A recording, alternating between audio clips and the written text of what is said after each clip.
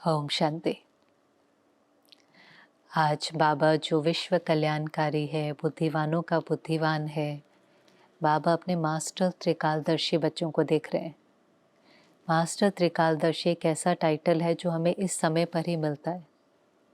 Master त्रिकालदर्शी अर्थात जो आदि मध्य अंत को जानता है, तीनों कालों को जानता है, पास्ट, प्रेजेंट और फ्यूचर को जानता है। और बाबा ही है जो हमें आदि मध्य अंत का राज समझाता है।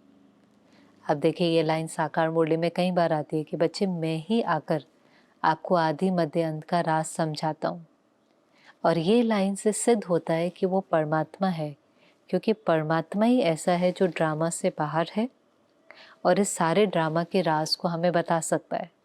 शुरुआत कैसी हुई, बीच में क्या था, अंत क्या है, अभी कौन सा समय चल रहा है, कौन सा आने वाला है। कोई भी देहधारी को आदि मध्य अंत का राज नहीं पता है।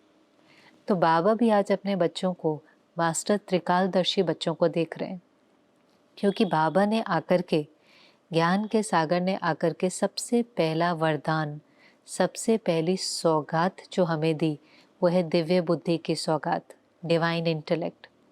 इसलिए योग तो हमारा बहुत बाद में लगता है, लेकिन पहले हम ज्ञान की गोये बातें समझते हैं, जिसमें बाबा ने कहा, चाहे हमने अपने को पहचाना, चाहे हमने बाबा को पहचाना, चाहे हमने कर्मों की गोये गति को पहचाना, या हमने आदि मध्य अंत के राज को समझा, चाहे जिसको हम कहें ये हमारा तो 7 दिन का कोर्स ही है, लेकिन ये जैसे बाबा हमारी तीसरी आंख खोलता है। बुद्धि को जो ताला लगा हुआ था, जिसको बाबा कहीं भर कहेंगे गोदरेज का ताला, बाबा उस बुद्धि के ताले को खोलता है, सत्य बुद्धि देता है, दिव्य बुद्धि, बेहद की बुद्धि, विशाल बुद्धि, डिवाइन इंटेलेक्ट बच्चों को देता है। और फिर उसी बुद्धि के आधार पर हम योग लगाना शुरू करते हैं, क्योंकि राजयोग क्या है? मन बुद्धि से लगाए जाने वाला योग है, शरीर से लगाए जाने वाला योग नहीं है, लेकिन मन बुद्धि से हम परमात्मा से रिश्ता जोड़ते हैं। ये मेंटल कम्युनियन है, और फिर ही उस योग से हम परमात्मा की शक्तियों को महसूस कर पाते हैं। दिव्य बुद्धि से ही हम चारों सब्जेक्ट को समझते हैं और चारों सब्जेक्ट को अपने जीवन में धारण करते हैं। तो आज जो बाबा हमें रियलाइज करा रहा है कि बच्चे देखो, बुद्धिवानों के बुद्धिवान ने आकर के, सबसे पहले आकर के आपको दिव्य बुद्धि दी, डिवाइन इंटेलेक्ट दी। फिर बाबा ने कहा, जिनके पास दिव्य बुद्धि होगी उनकी निशानियां क्या होंगी, दिव्य बुद्धि वाली आत्माओं की विशेषताएं क्या होंगी। अब उसमें पहली विशेषता जो दिव्य बुद्धि वाले की होगी कि वो हर कर्म करने से पहले सोचेगा, वो बीज को देखेगा राइट है कि नहीं। संकल्प ठीक है, क्योंकि वही संकल्प वाचा और कर्मना में आना है। वो आदि मध्य अंत को सामने रख करके कर्म करेगा, उसको कहेंगे त्रिकालदर्शी। क्योंकि आप देखें, तीनों ही जो काल है, पास्ट, प्रेजेंट, फ्यूचर, ये तीनों आपस में कनेक्टेड है। आज पास्ट में हमने जो कर्म किए, चाहे जानकर किए, अनजाने में किए, इग्नोरेंस में किए, कॉन्शियसली किए, अनकॉन्शियसली किए, पर जो भी कर्म हमने किए, संकल्प से किए, वाचा से किए या कर्मना से किए, लेकिन जो भी एनर्जी गई वही तो आज लौट करके आएंगे। वरना जो हमने भेजा है वो आज लौट करके आ रहा है। तो जो पास्ट में हमने किया वो हमारा वर्तमान बन गया। अब वर्तमान में हम कैसे रिस्पॉन्ड करते हैं, उससे हमारा भविष्य बनेगा। समझो, वर्तमान में कोई हमारे से ठीक से बात नहीं कर रहा है, कोई रिश्ता हमारा ठीक नहीं है, कोई हमें ईंट मार रहा है, लेकिन आज मुझे दिव्य बुद्धि से डिसाइड करना है, तीनों कालों को सामने रखकर, कि आज भी अगर मैंने ईंट का जवाब पत्थर से दिया तो ये मेरा भविष्य बन जाएगा। जो कुछ समय पहले भी एक मुरली की बहुत सुंदर लाइन आई थी कि भविष्य कुछ नहीं है, वर्तमान की परछाई है। वर्तमान में किया हुआ कर्म ही भविष्य में फल के रूप में लौट कर आता है। जो करते हैं वो कर्म है, जो लौट करके आता है वो भाग्य है, वो नसीब है। पर बहुत करके हम क्या करते हैं, जब वो लौट करके आता है तो हम कहते हैं मेरे साथ ऐसा क्यों हुआ। इसको बाबा कहता है कि ये आत्मा त्रिकालदर्शी नहीं है, ये आत्मा जैसे एक कालदर्शी है, बस आज का सोचती है। आज कर ले, आज फायदा हो जाए, आज काम हो जाए, आज प्रॉफिट हो जाए। तो कर्म करते समय चाहे हमने किसी को डांट दिया, झूठ बोल दिया, कुछ गड़बड़ भी कर ली, कुछ भी कर लिया, अब कल वही कर्म के कारण कभी हमारी हेल्थ खराब हो जाती है ना। कई लोग कहते हैं 2 दिन की ज़िंदगी है, आज जो करना है कर लें। कोई उसमें गलत चीज़ों का सेवन कर रहा है, अल्कोहल ले रहा है, गलत खा रहा है, उसको लगता है आज कर लें, लेकिन फिर कुछ वर्षों के बाद लिवर खराब हो जाता है, हेल्थ पर उसका इम्पैक्ट पड़ जाता है। फिर हम कहते हैं मेरे साथ ऐसा क्यों हुआ। और यहाँ तक भी बाबा ने हमको गुह्य गति ये समझाई कि समझो इस जन्म में कुछ नहीं हुआ तो भी अगर आपने गलत किया, अगर आपका कर्म गलत है तो हो सकता है कि वो कर्मों का हिसाब किताब हो सकता है, नहीं होना ही है, वो आगे कैरी फॉरवर्ड तो होना ही है। ये हो सकता है कि तुरंत अगले जन्म में दिखाई दे या कई जन्मों के बाद दिखाई दे। इसलिए कई बार हम देखते हैं वो छोटा सा बच्चा होगा, उसका लिवर खराब होगा, उसके हार्ट में छेद होगा, तो हमें लगेगा छोटे से बच्चे के साथ ऐसा क्या हुआ, भगवान ने इसके साथ ऐसा क्यों किया। पर बाबा फिर हमें समझाते हैं कि बच्चे मैं किसी को सुख दुख नहीं देता, मैं श्रीमत देता हूँ। और जो श्रीमत को सामने रख करके, आदि मध्य अंत को रख करके कार्य करता है तो उसका तीनों काल ठीक होता है। बाबा ने दिव्य बुद्धि दी इसीलिए है ना कि हम आज सत्य कर्म करें तो इसका कल हमें जो फल है वो भी श्रेष्ठ मिले। तो कभी हमारे कर्म का इम्पैक्ट हमारी हेल्थ पर पड़ जाता है, कभी हमारे कर्मों का इम्पैक्ट हमारे रिश्तों पर पड़ जाता है। हम सोचते नहीं काम कराना है, काम कराने के लिए गुस्सा तो करना ही पड़ेगा, डांटना तो पड़ेगा। अब गुस्सा कराया, डांटा, हमने किसी में भय क्रिएट किया, काम भी हो गया। लेकिन काम हो गया ये है, हमने सिर्फ आज का देखा, हमने सिर्फ प्रेजेंट देखा, हम भविष्य देख ही नहीं पाए। भविष्य में हमने क्या नहीं देखा कि जब हमने काम कराने के लिए किसी को डांटा या किसी के अंदर हमने फियर क्रिएट किया तो वो वाइब्रेशन उस आत्मा को मेरे से दूर कर देगा। वरना धीरे धीरे धीरे धीरे काम हो जाएगा लेकिन रिश्ते में दूरी आ जाएंगे। तो 10 साल के बाद, 5 साल के बाद मुझे लगेगा मेरा ये रिश्ता तो बिल्कुल ख़राब हो गया, ये सामने वाला तो मेरी रिस्पेक्ट ही नहीं करता, सामने वाला तो मेरे से ठीक से बात ही नहीं करता। पेरेंट चाइल्ड में भी हो जाता है, बॉस एम्प्लॉय में भी हो जाता है। तो मैंने आज देखा काम कराना है, मैंने उसका कल नहीं देखा कि अगर मेरा तरीका ठीक नहीं था तो उस रिश्ते में दूरी आ गई। तो बाबा फिर हमें बहुत बहुत ज्ञान देता है कि बच्चे तीनों कालों को सामने रख करके कार्य करो। इसलिए कई बार जो लोग कहते हैं ना कि सब कुछ पहले से नूंदा हुआ है, यह हमारी चॉइस है, क्या सब कुछ प्री डेस्टिन्ड है या फ्री विल है, तो एक तरह से आदि मध्य समझने के बाद ये समझ में आता है कि दोनों है। जो हम ऑलरेडी कर चुके हैं वो तो लौट कर आना ही है, जिसको बाबा तो हमें सीधे शब्दों में कहता है हिसाब किताब तो सामने आना ही है, 63 जन्मों का बोझा तो सामने आना ही है। वो स्क्रिप्ट अच्छी और बुरी तो आपने अपने कर्मों से लिखी दी है, लेकिन आज उस हिसाब किताब को योग से चुकतो करना है, भोग के चुकतो करना है, आज कौन सा कर्म करना है वो चॉइस है। तो प्री डेस्टिन्ड भी है लेकिन चॉइस भी है। जो पास्ट में हो गया उसकी चॉइस नहीं है, उसको कहेंगे ये नूंद गया, ये चीज़ हमने ही कहीं ना कहीं अपने कर्मों से उस चीज़ को नूंद दी है। लेकिन आज तो हमारे हाथ में है, आज क्या डायलॉग बोलना है और कल के लिए क्या स्क्रिप्ट अपने भाग्य में लिखनी है, वो पावर हमारे पास है। इसलिए बाबा ने कहा मैं 3 प्रकार के बच्चे देख रहा हूँ। नंबरवार क्यों हो जाते हैं? क्योंकि यहाँ नंबरवार हो जाते हैं। दिव्य बुद्धि बाबा ने सबको दी है, पर नंबरवार क्यों हो जाते हैं? क्योंकि दिव्य बुद्धि मिलने के बाद भी कोई तो कर्म करते समय तीनों कालों को देखते हैं, तो वो मास्टर त्रिकालदर्शी बच्चे हैं। फिर सेकंड नंबर वाले हैं कभी त्रिकालदर्शी, कभी एक कालदर्शी, माना कभी तो तीनों कालों को देख करके सही कर्म करते हैं, कभी एक काल को देखकर बस आज ही उनके लिए इम्पोर्टेंट है तो कर्म करते हैं, फिर भी कभी करते हैं कभी नहीं करते हैं। और तीसरा नंबर तो आप समझ ही गए हैं, जो बाबा ने कहा अलबेली बुद्धि, जिसको बस आज ही दिखाई देता है, आज जो करना है। ऐसों से कई बार बहुत गलतियाँ और भूलें हो जाती हैं। बाबा ने एक बार कहा था कोई भी निर्णय लेने से पहले उसका आदि मध्य अंत देखो। अगर आप निर्णय लेने से पहले उसका आदि मध्य अंत देखेंगे तो हर निर्णय में आपको सफलता मिलेगी।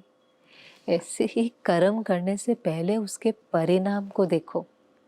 अगर उसके परिणाम को दिव्य बुद्धि से देख सकते हैं, उसका फ्यूचर क्या होगा, मेरे इस कर्म का, इस डिसीजन का, इस जो भी मैं करने जा रहा हूँ उसका परिणाम पहले देखें। अगर परिणाम देख करके कर्म करेंगे तो उस कार्य में सफलता ज़रूर मिलेंगी। तो आज जो बाबा ने आसन दिया वो कौन सा है?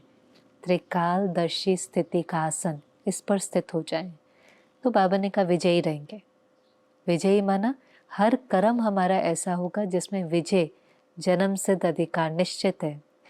जब बाबा हमको कहता है कि आप बच्चों के लिए विजय निश्चित है, तब बाबा ये भी कह रहा है कि विजय उन्हीं की होंगी जो बाबा के श्रीमत अनुसार चलेंगे। निश्चय बुद्धि विजयंती।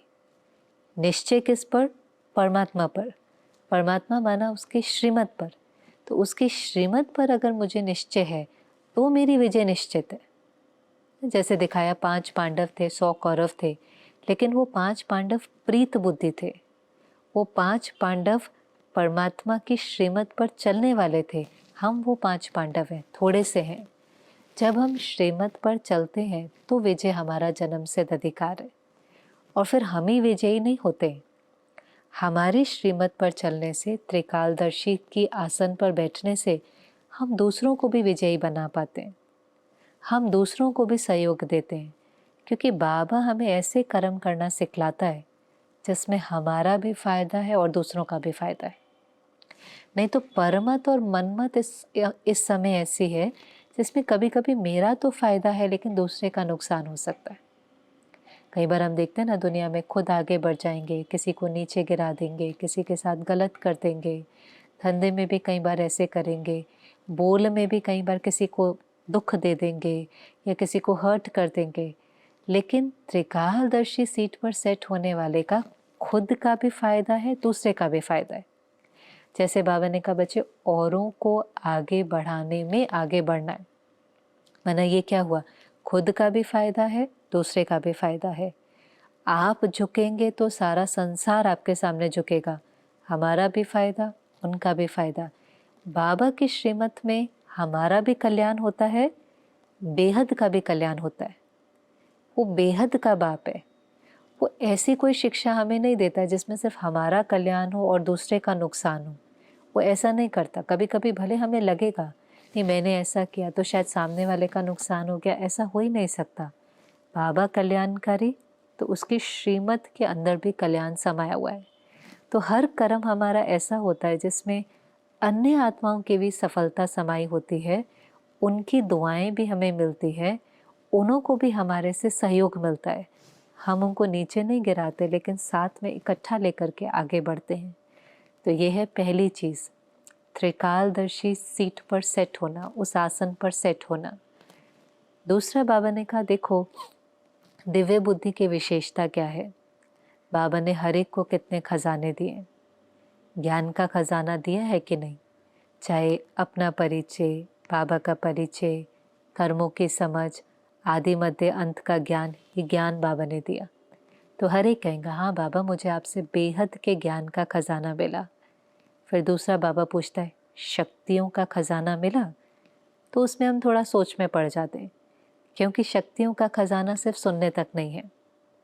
मैं सिर्फ कहूँ मैं मास्टर सर्वशक्तिवान हूँ और सारी शक्तियाँ आ जाएंगी, ऐसे नहीं है। शक्तियों के लिए बाबा हमेशा कहते हैं यूज़ करो। जितना आप शक्तियों को यूज़ करेंगे आपकी शक्ति बढ़नी शुरू हो जाएंगी। तो शक्ति सिर्फ बाबा ने कहा अच्छा आपके पास सहन शक्ति है और आ जाएंगी, ऐसे नहीं। ये तो बाबा ने स्मृति दिलाई कि वो अष्टभुजाधारी देवी और कोई नहीं, आप ही हैं।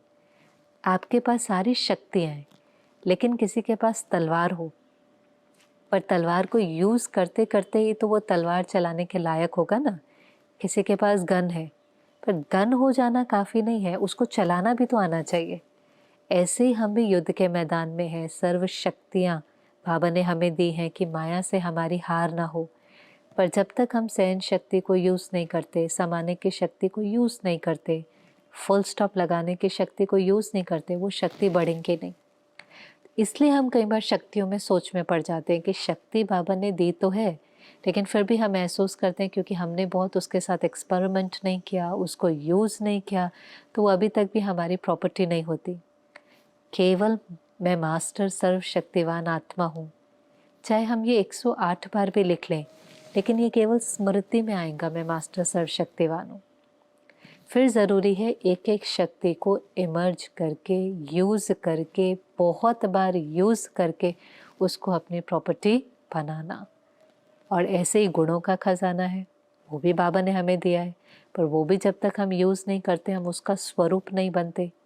तो बाबा ने कहा खजाने तो बाबा ने दिए, पर कभी कभी क्या होता है, जो बाबा पहले भी कहता है कि हम सारे खजाने दिव्य बुद्धि की लॉकर में बंद करके रख देते हैं। जैसे कोई बहुत वैल्यूबल चीज़ होती है तो हम उसको लॉकर में ही छोड़ देते हैं, पर वैल्यूबल चीज़ है तो उसको यूज़ करना है, और उससे भी ज़्यादा समय पर उसको यूज़ करना।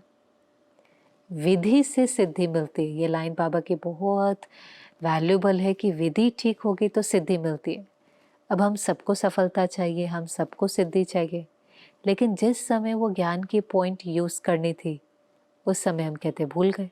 कितने ज्ञान के पॉइंट है जो एक्चुअली में मैजिक की तरह काम करती हैं, ताबीज़ की तरह हमारी सेफ्टी करती हैं। बाबा कहेंगे साक्षी बनकर, साक्षीपन की सीट पर जो सेट होता है वो कभी अपसेट नहीं होता है। ईंट का जवाब पत्थर से नहीं, प्यार से दो, जो स्वामान में होगा वो सबको सम्मान देगा। ऐसे कितने सारे ज्ञान की इतनी इतनी बढ़िया पॉइंट है कि अगर वो समय पर स्मृति में आ जाएं तो हम भूल नहीं करेंगे। ऐसे ही समय पर वो शक्ति हाजिर हो जाए तो हमारे से गलती नहीं होगी।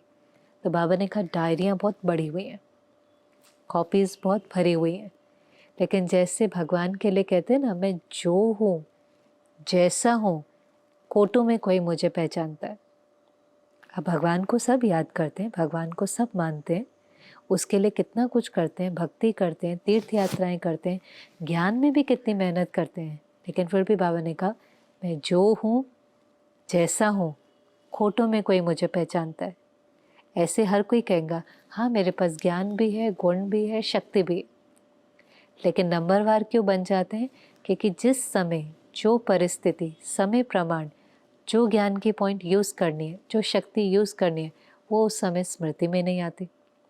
अब क्योंकि स्मृति में नहीं आती तो सिद्धि नहीं मिलती।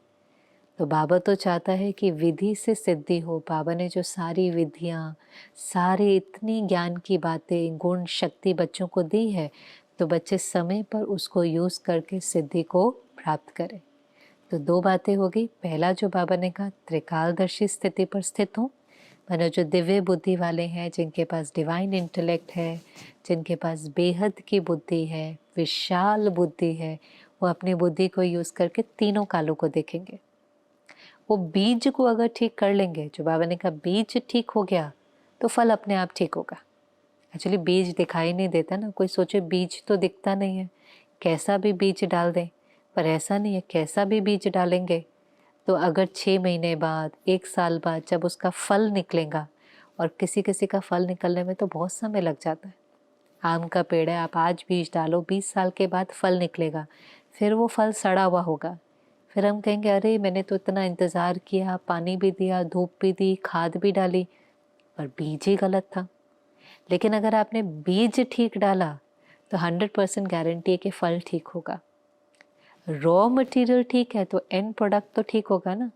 रॉ मटेरियल में आपने सोचा मैं थोड़ा गड़बड़ कर लूँ, जैसे कई बार आप देखें ना, कई चीज़ें होती हैं, कोई सड़क ही बना रहा है, सोचता है सड़क ही तो बनानी है, क्या होता है कैसा भी रेती, कैसा भी सीमेंट, थोड़ा थोड़ा थोड़ा थोड़ा हम उसमें कॉम्प्रोमाइज़ कर लेते हैं। हम कहते हैं किसको पता चलेगा। हाँ, एक बार ही तो नहीं पता चलता, बहुत सुंदर सड़क बनकर तैयार हो जाती है, थोड़े ही समय के बाद उसमें गड्ढे, ये पॉट होल्स, कुछ कुछ कुछ होने लगता है, तो हम कहते हैं नहीं, इनका रॉ मटेरियल ठीक नहीं था, इन्होंने वहीं पर ही गड़बड़ करी, वहीं पर ही कुछ ना कुछ करप्शन किया। ऐसे ही हम भी बीज के समय वो एक्यूरेट नहीं करते हैं। तो बीज अगर एक्यूरेट हो, इसे दुनिया में कहते हैं ना सोच समझ कर कर्म करो, सोच समझ कर बोलो। बाबा हमें कहता है सोच समझ कर सोचो, क्योंकि किसी भी कर्म की आदि है उसका संकल्प, मध्य है जब वो बोलने के लेवल पर आ जाता है, और कर्म तो फिर हो ही गया। जब हो ही गया तो उसके बाद तो सोचने का कोई फ़ायदा ही नहीं है। लेकिन संकल्प के समय हम सोच सकते हैं नहीं नहीं ये व्यर्थ है, मुझे इसको समर्थ बनाना है, क्योंकि अगर मैंने इसको समर्थ नहीं बनाया तो मेरे मुख से गलत निकल जाएगा, फिर संबंध में आ जाएगा। तो संकल्प के लेवल पर जो बाबा कहता है, उस समय वो गांधी जी के 3 बंदर निकले थे, बुरा नहीं देखो, बुरा नहीं सुनो, बुरा नहीं बोलो। और जब ये पहली बार निकला तो बाबा को बहुत अच्छे लगे थे। बाबा ने कहा बाबा को ये सौगात सब बच्चों को देनी है, इतना बाबा को अच्छा लगा। लेकिन फिर बाबा ने उसमें एक और बंदर ऐड किया, बुरा नहीं सोचो, क्योंकि बुरा नहीं बोलो, बुरा नहीं देखो, बुरा नहीं सुनो से पहले का जो बंदर है बुरा नहीं सोचो। और जानकी दादी ने फिर उसमें एक और बंदर ऐड किया था, बुरा नहीं खाओ, क्योंकि जैसा अन्न वैसा मन। अगर आपने खाया ही गलत तो मन ने सोचना ही गलत है, फिर बोल कर्म सब पर उस पर आ जाएगा। प्रभाव ये है कि बाबा कहते बीज को चेक करो, सोचने से पहले सोचो। Think right always. अगर थिंक राइट ऑलवेज होगा, फील ग्रेट ऑलवेज होगा, कर्म एक्यूरेट ऑलवेज होगा।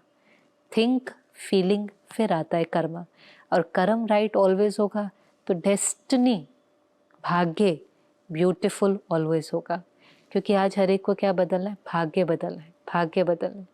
कोई भी अगर आप देखें ना सोशल मीडिया पे भी जब वीडियोस डालेंगे तो सबसे ज़्यादा कौन सी चलती है, भाग्य बदलने की, जीवन बदलने की। उसमें भी 1 मिनट में बदल जाए, 1 सेकंड में भाग्य बदल जाए, वो सबको बहुत अच्छा लगता है। हाँ, 1 सेकंड में भाग्य बदल सकता है। अगर 1 सेकंड में अपनी सोच को, बीज को श्रेष्ठ किया, भाग्य बदल जाएगा, भाग्य अपने आप श्रेष्ठ हो जाएगा। तो पहली चीज़ जो बाबा ने कहा, त्रिकालदर्शी स्थिति की सीट पर सेट हो, उस आसन पर बैठ जाओ। दूसरा बाबा ने कहा विधि से सिद्धि। जिस समय जिस गुण की, जिस शक्ति की आवश्यकता है वो इमर्ज हो, उसको यूज़ करें।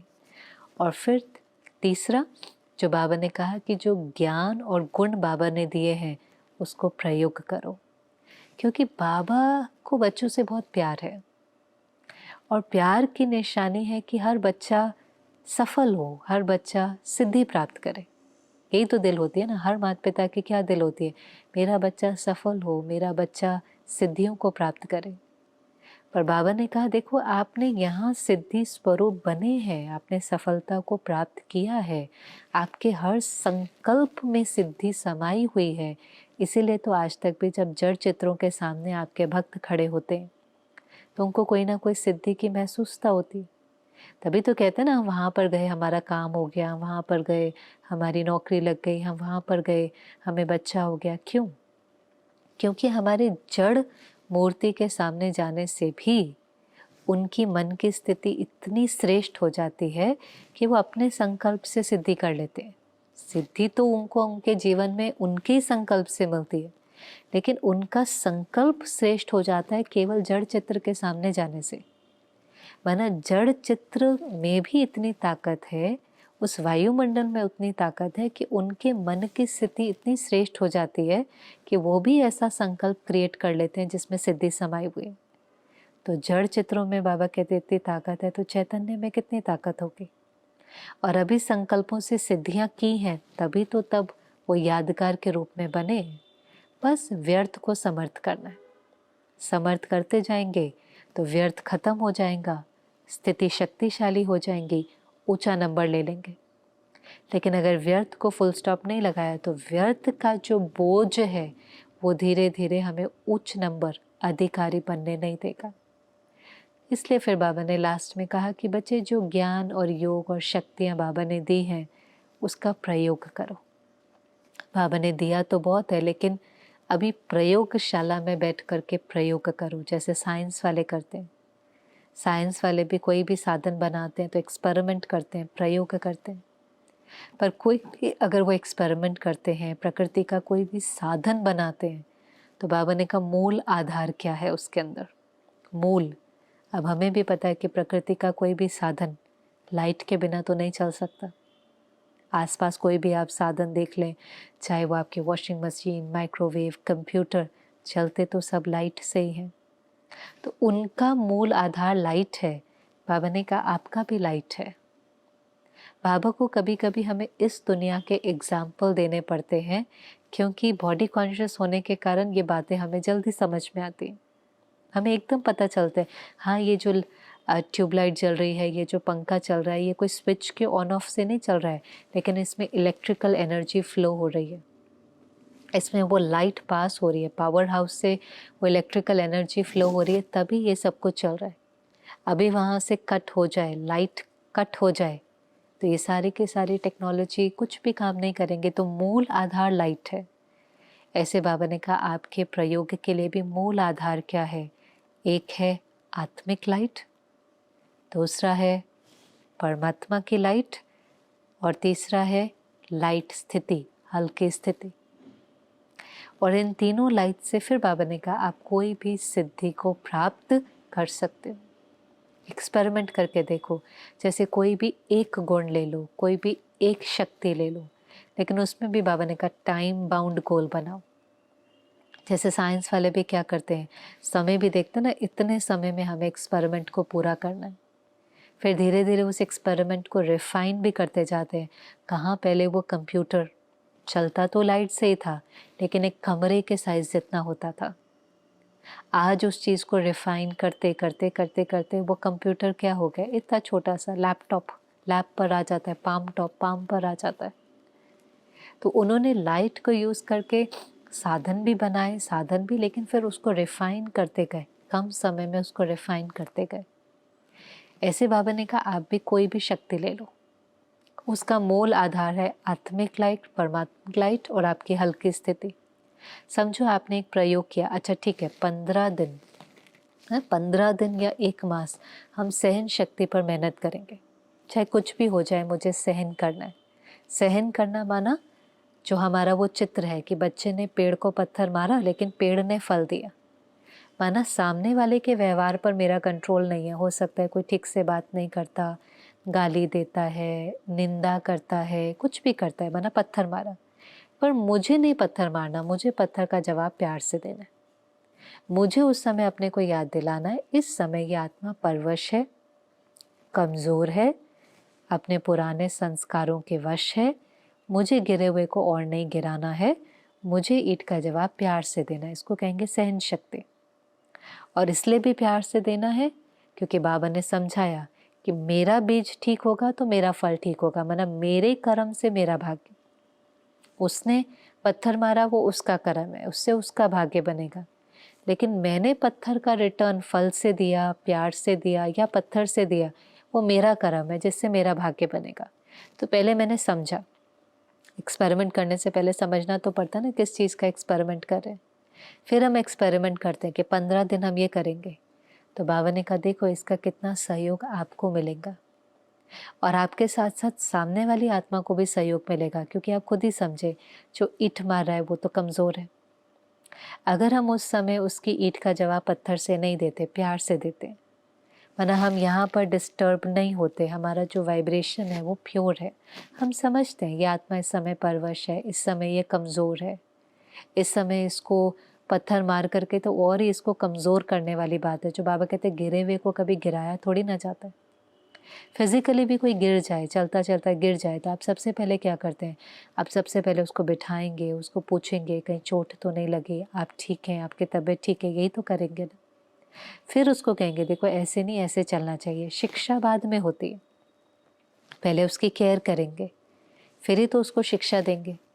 ऐसे ही अगर उस समय हम सहन करते हैं, सिर्फ चुप रहना नहीं, लेकिन अपने मन में उसके प्रति गलत नहीं सोचते, उसके प्रति रहम का भाव रखते हैं, तो हमारा वाइब्रेशन उसको भी एम्पावर करता है, उसको भी शक्तिशाली बनाता है, उसका गुस्सा जल्दी ठंडा हो जाएगा।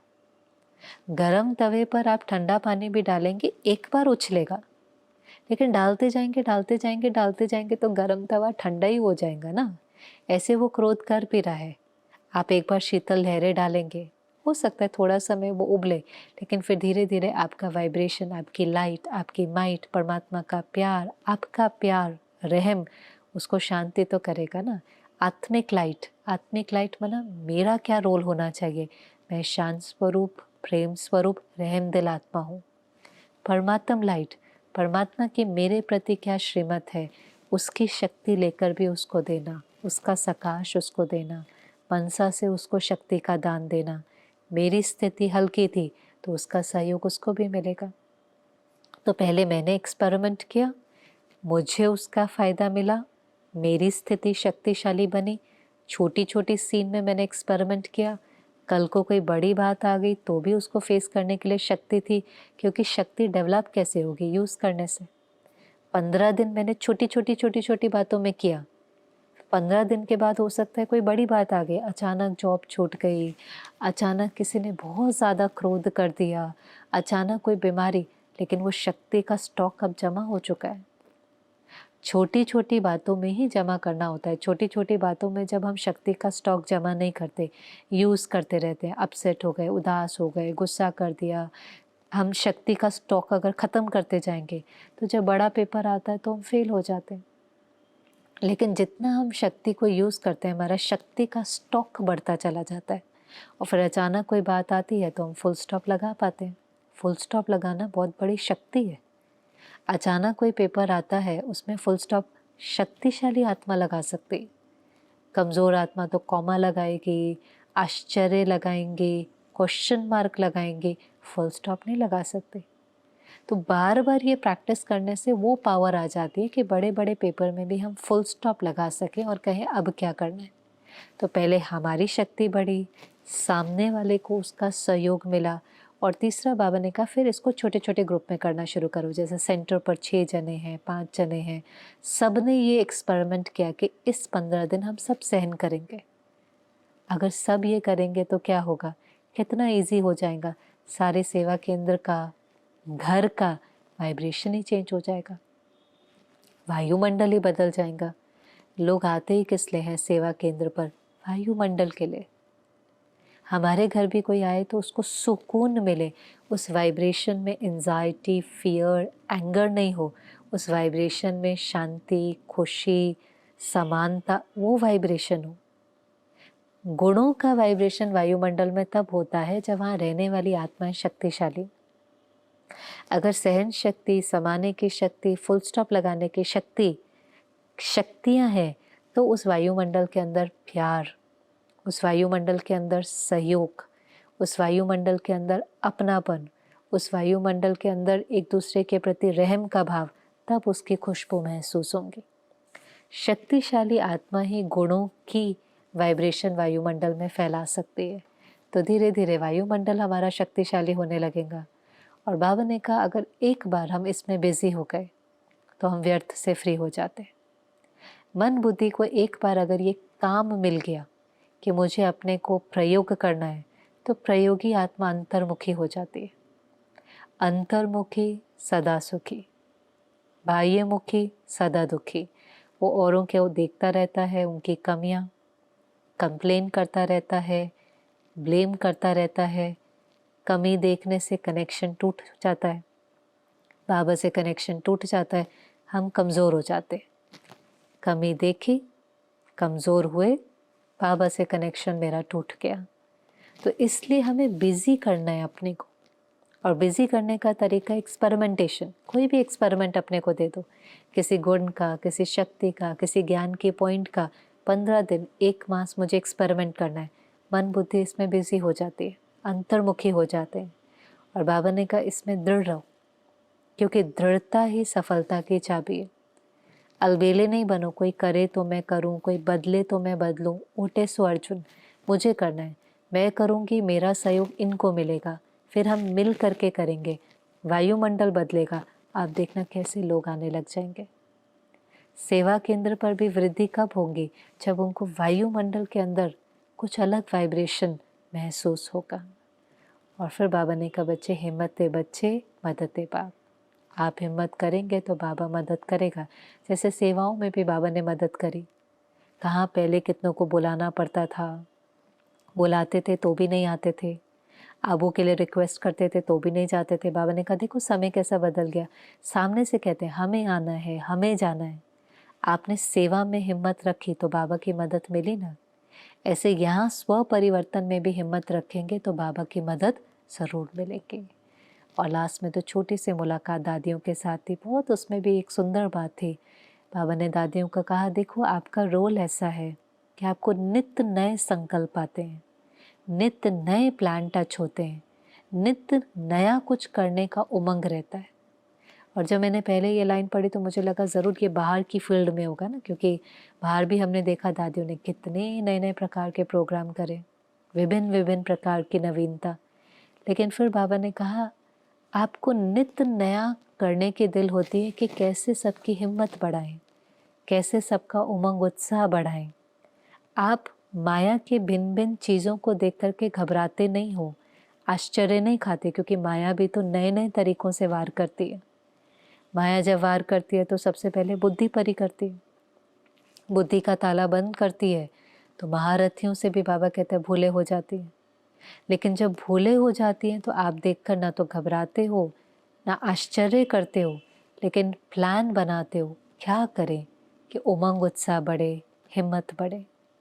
और ये प्लान्स और बनाने की ज़रूरत है, क्योंकि जब आत्मा शक्तिशाली होगी, परिवार की सेवा केंद्र की हर आत्मा शक्तिशाली होगी, तो ऑटोमेटिकली सेवा वृद्धि को पाएंगे। पर वो ऐसे होगा सर्व के सहयोग से सुखमय संसार, क्योंकि वैसे भी सेवा तो बाबा ने ही करनी है। लेकिन उस सेवा के अंदर बहुत सफलता समाई होगी, जिसमें हम भी संतुष्ट होंगे, परिवार भी संतुष्ट होगा और बाबा भी हमारे से संतुष्ट होगा। ओम शांति।